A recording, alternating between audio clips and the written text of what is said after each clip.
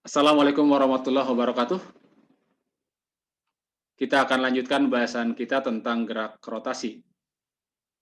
Pada video sebelumnya kita sudah bahas konsep momen inersia dan bagaimana kita terapkan hukum kedua Newton untuk rotasi. Ya. Kali ini kita akan lihat energi pada benda yang bergerak rotasi. Nah, seperti halnya pada gerak translasi, ya, energi yang dimiliki tentu saja energi gerak, yakni energi mekanik yang terdiri dari energi kinetik dan energi potensial. Nah, jika pada gerak translasi energi kinetiknya adalah setengah mv kuadrat, maka pada gerak rotasi pun serupa sebenarnya, ya, analog, ya. Jika kita bicara energi kinetik rotasi, ya, K rotasi, ya, itu sama saja dengan analog saja, ya. Kalau pada gerak translasi kan setengah mv kuadrat, ini tinggal setengah I omega kuadrat, ya. K-nya adalah setengah I omega kuadrat.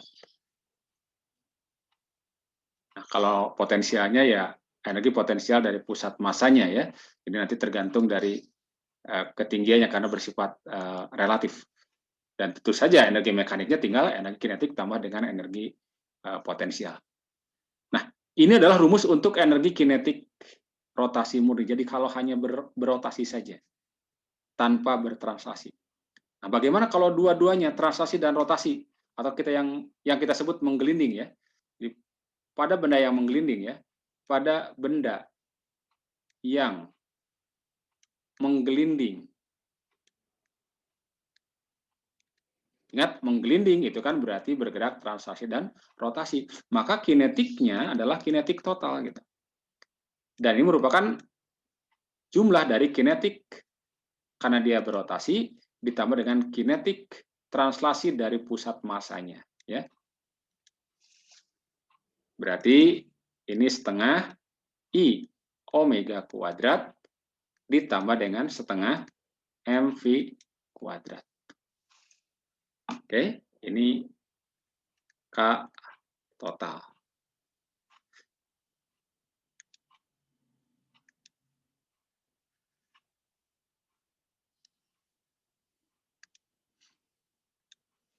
Jika kita melihat momen inersia dari beragam benda itu kan berbeda-beda. Namun meskipun berbeda-beda, ya, ternyata ada kekhasan atau kemiripan, ya. Misalkan momen inersia bola pejal adalah 2/5 mr kuadrat, silinder pejal adalah setengah mr kuadrat. Jadi faktor mr kuadratnya itu sama rumusnya, ya. Yang membedakan adalah koefisien di depannya, setengah atau 2/5 atau 1 gitu, ya. Maka momen inersia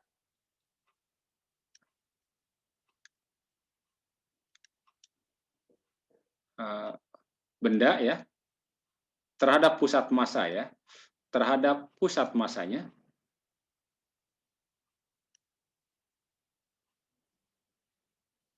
secara umum bisa kita ungkapkan dalam kawan begini, I sama dengan setengah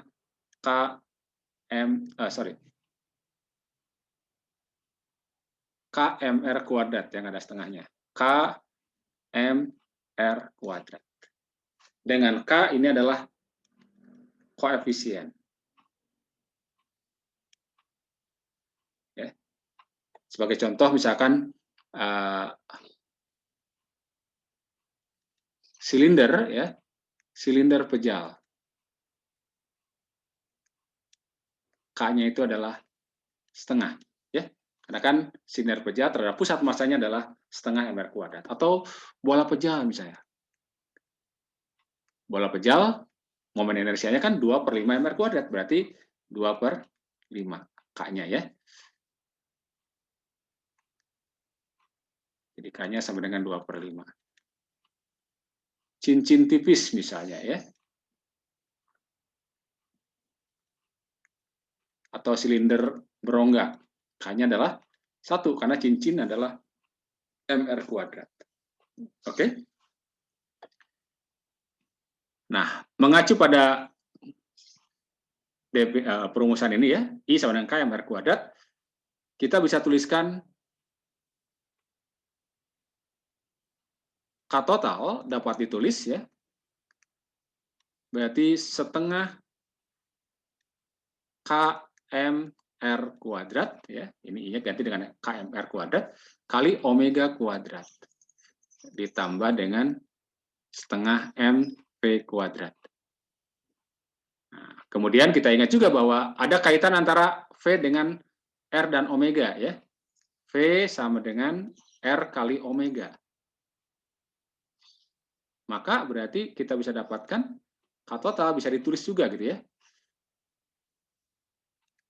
K total berarti setengah K M R kali omeganya adalah V dikuadratkan berarti V kuadrat ya. Tambah setengah M V kuadrat.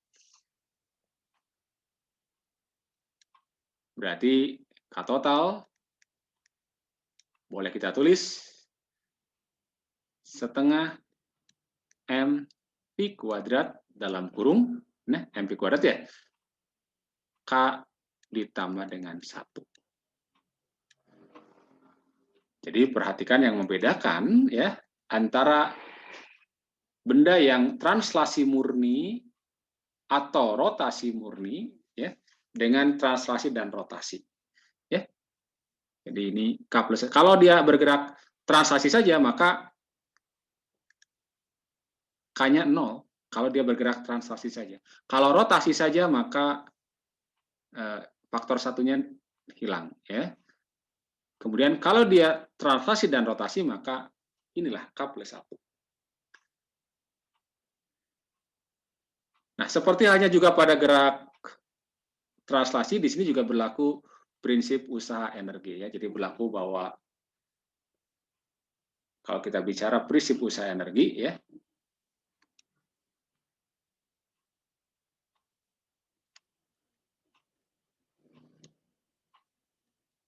tetap berlaku di sini. Bahwa W total usaha oleh gaya-gaya itu sama saja dengan perubahan energi kinetik ya. Tetap berlaku. Nah, dalam hal ini usahanya adalah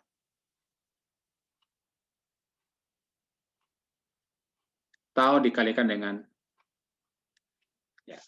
Ingat bahwa usaha itu kan gaya dikalikan dengan perpindahan dan perpindahan bisa dinyatakan oleh R dikalikan dengan delta theta. Ini kan F dikalikan dengan R lah sederhananya ya. F kali R kalikan delta theta. R kali delta theta tidak lain adalah delta X atau delta S ya. Oke, jadi analog-analog saja ya.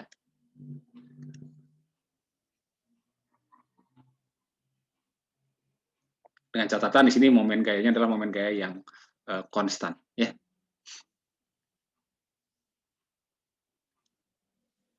Oke, kita lihat contohnya.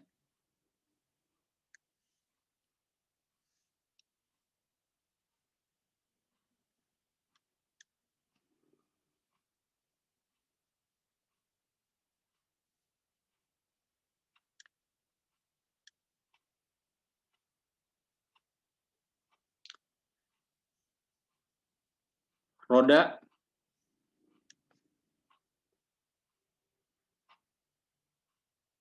bermasa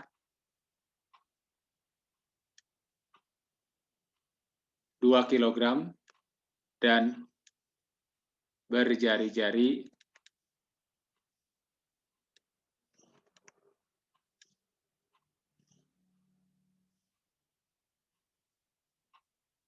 50 cm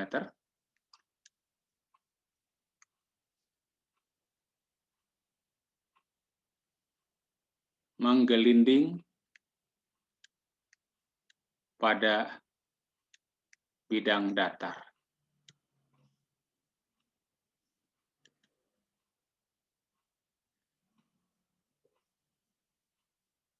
Anggap roda sebagai silinder pejal.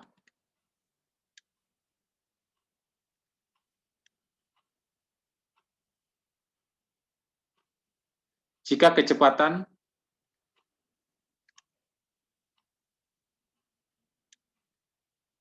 bergerak dengan kecepatan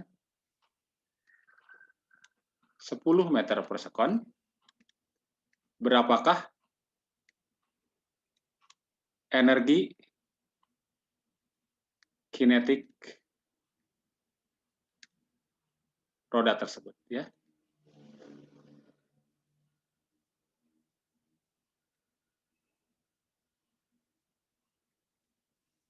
Baik, jadi kita sudah mendapatkan informasi, ya.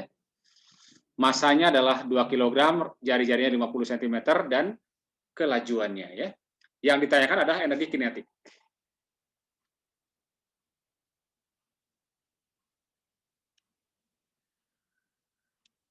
Jadi diketahui masanya 2 kg, kemudian R-nya 50 cm, lalu kelajuannya atau kecepatannya 10 meter per sekon. Nah, maka yang kita cari adalah energi kinetik. Karena dia menggelinding, berarti energi kinetiknya adalah energi kinetik translasi dan rotasi, berarti K totalnya. Ya. K total adalah, ya, boleh kita tulis langsung, kalau karena massa sudah tahu dan kecepatan sudah tahu, setengah M V kuadrat K plus 1. Nah, ini K kecil, ya. Dan untuk silinder pejal, berarti K-nya apa? Setengah. Ya. Berarti setengah dikalikan dengan massanya adalah 2, dikalikan dengan kecepatan 10 dikuadratkan, dikalikan dengan setengah ditambah 1. Gitu. Ya. Sekali lagi, K setengah karena apa? Karena dia silinder pejal. Ya. Ini berarti, ini kan 3/2 ya. 3/2, ini sementara 2-nya hilang, 1 ya dibagi ini. 3/2 dikali 100, 300 bagi 2, berarti berapa? 150 joule. Ya, mudah saja.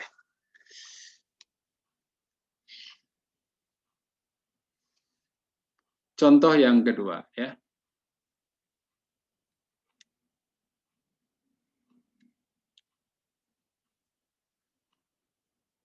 Bola pejal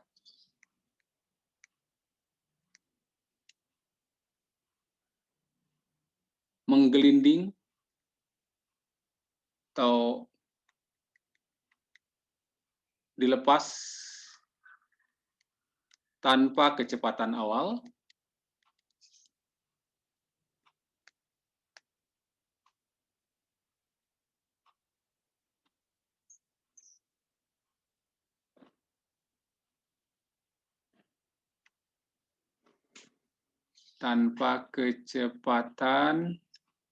awal dari ketinggian H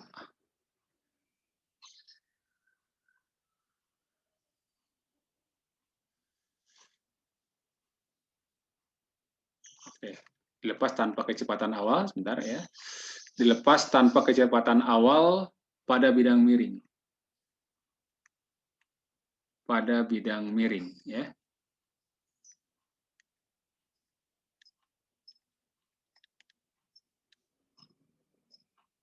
Dari ketinggian H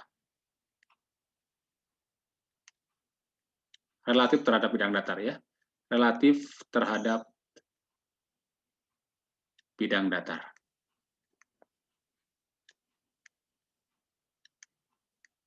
Atau dasar bidang miring, ya. Dasar bidang.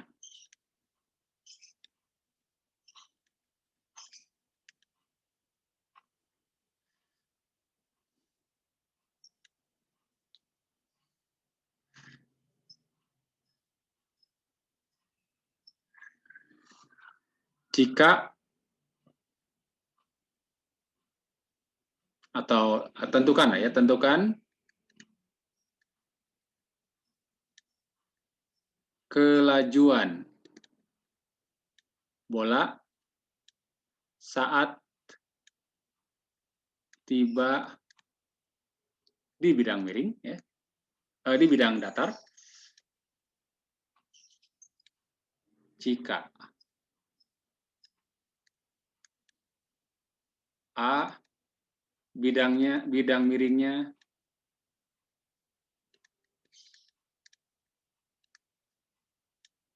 kasar,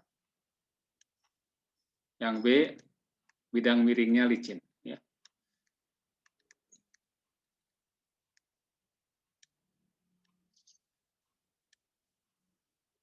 Oke, jadi ilustrasinya begini nih. Ini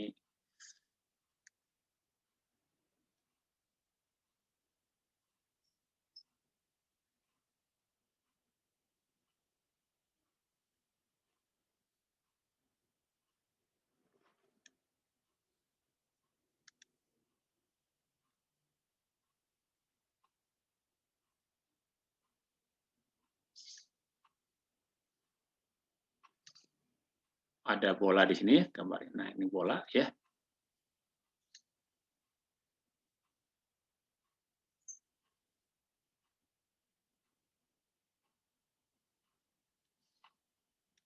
Ini ketinggiannya H relatif terhadap bidang datar. Nah, pertanyaan adalah ketika tiba di sini berapakah kecepatannya ya. Oke, ini ilustrasi dari soal ini ya. Baik.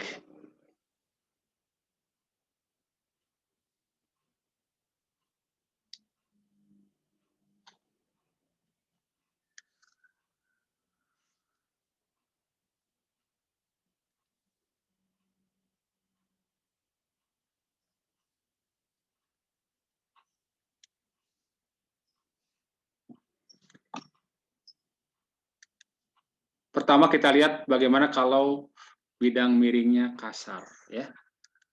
Oke, kita lihat ini ya. Kalau bidang miringnya kasar ya, maka si bola ini ya, selain dia bergerak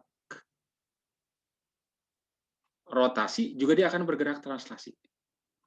Kenapa? Karena kalau kasar, maka terhadap pusat ini, nah itu akan timbul momen gaya. Akibat apa? Akibat adanya gesekan. Jadi di sini nanti kalau kasar, ketika dia bergerak, akan muncul gaya gesekan yang tentu saja arahnya berlawanan. Jadi ke sini nih, akan timbul gesekan. Ya. Ini ada F gas. Ya. Nah, F gas ini kan terhadap poros, terhadap pusat bola, karena kalau misalkan jari-jari adalah bola adalah R, itu akan menimbulkan momen gaya F gas dikali R. Inilah yang akan mengakibatkan apa? Dia bergerak rotasi. Nah, namun ada gaya lain yang bekerja di sini kan ya, ini apa? Gaya gravitasi kan ya. Jadi ada gaya gravitasi yang arahnya ke bawah, yang dia akan punya komponen dalam bidang miring yang akan menyebabkan dia meluncur di sini. Jadi gaya gravitasi akan menyebabkan dia bergerak translasi, gaya gesekan akan menyebabkan dia bergerak rotasi. Sehingga kalau bidangnya bidang datar, maka dia akan bergerak menggelinding, ya, menggelinding. Nah, lalu apa bedanya kalau bidang miringnya licin? Nanti kita lihat ya. Kalau bidang miringnya licin, maka gaya gesekannya tidak ada. Nah, kalau gaya gesekannya tidak ada, berarti tidak ada momen gaya yang bekerja pada bola ini. Akibatnya berarti dia tidak akan berotasi. Nah, gaya berat inilah nanti, atau komponen gaya berat yang ke arah sini, itulah yang akan menyebabkan dia bergerak translasi. Ya, yaitu bedanya ya ketika ada bola atau silinder, ya, dilepas pada bidang miring pada ketinggian tertentu terhadap bidang datar, maka kalau dia kasar lantai bidangnya, dia akan menggelinding. Tapi kalau licin, dia akan meluncur saja atau bergerak translasi saja. Nah, baik pada gerak menggelinding maupun gerak meluncur, ya, khusus untuk gerak menggelinding, seandainya gesekannya dapat diabaikan, ya, kalau gesekannya dapat diabaikan antara bola dengan lantai, maka energi yang berubah menjadi usaha gesekan itu dapat diabaikan pula. Ya, jadi kalau cukup kecil energi akibat gesekan, ya, maka dapat kita katakan pada kasus yang menggelinding di sini berlaku hukum kekekalan energi.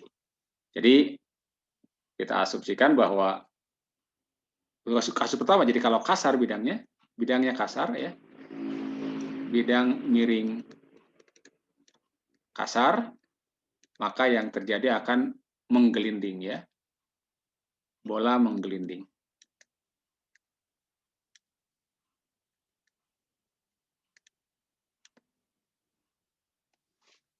Dan asumsi di sini bahwa usaha oleh gesekan itu diabaikan lah, ya, diabaikan. Kalau diabaikan, maka akan berlaku hukum kekekalan energi. Jadi hukum kekekalan energi menyatakan bahwa energi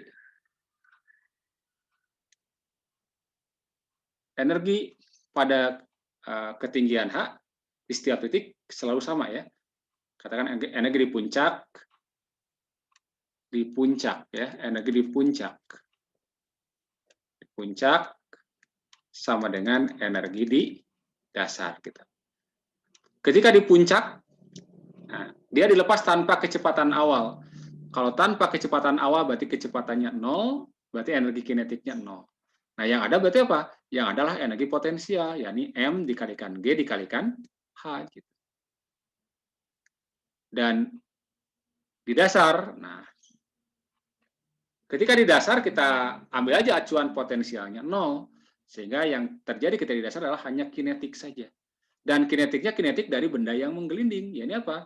Setengah M kali V kuadrat K plus 1. Gitu kan? Sehingga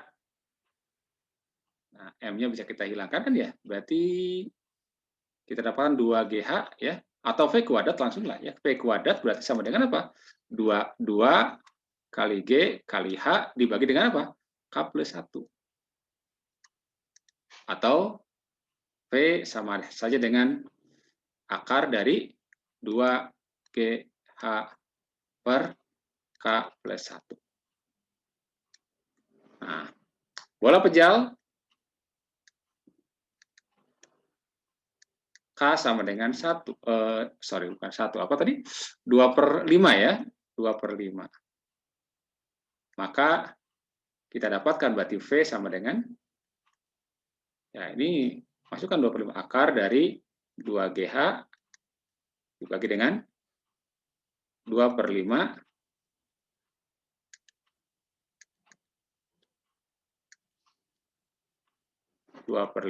ditambah 1.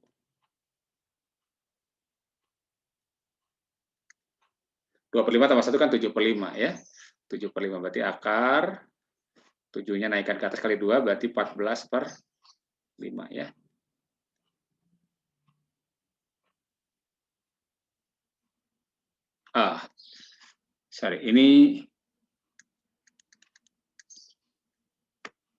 Ini 7/5, ya, 5-nya yang naik ke atas, ya. Jadi 10/7, ya.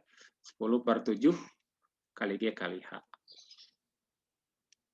Oke, ya, itu kalau dia menggelinding. Bagaimana kalau yang kedua meluncur atau bidang miring licin, ya? Bidang miring licin. Maka jelas ini tanpa asumsi di sini, ya. Jadi sudah pasti energi mekaniknya konstan, ya. Jadi EK di puncak sama kinetik di puncak, ya. Energi mekanik di puncak sama dengan energi mekanik di dasar, sama konsepnya, ya. Di puncak M kali G kali H. Nah, di dasar kembali dia hanya punya energi kinetik saja. Tapi kinetiknya kinetik translasi karena dia tidak menggelinding, ya. Meluncur saja. Meluncur atau translasi, ya. Translasi. Sehingga dia hanya punya setengah M V kuadrat. Dari sini kita dapatkan V sama dengan akar 2 kali G kali H. Oke. Nah, perhatikan bedanya di sini ya. Bahwa ternyata ketika bendanya menggelinding, bolanya menggelinding, kecepatannya ini menjadi lebih kecil dibandingkan ini kan ya, ini kan 2GH ya. Ini kan 10/7, 10/7 kan kurang dari 2 ya. Oke. Jadi kecepatan bola ketika dia menggelinding saat tiba di dasar akan lebih kecil dibandingkan dengan kecepatan bola seandainya dia hanya meluncur atau meluncur di bidang yang licin. Oke? Baik. Sementara sampai di sini saja dahulu. Terima kasih. Assalamualaikum warahmatullahi wabarakatuh.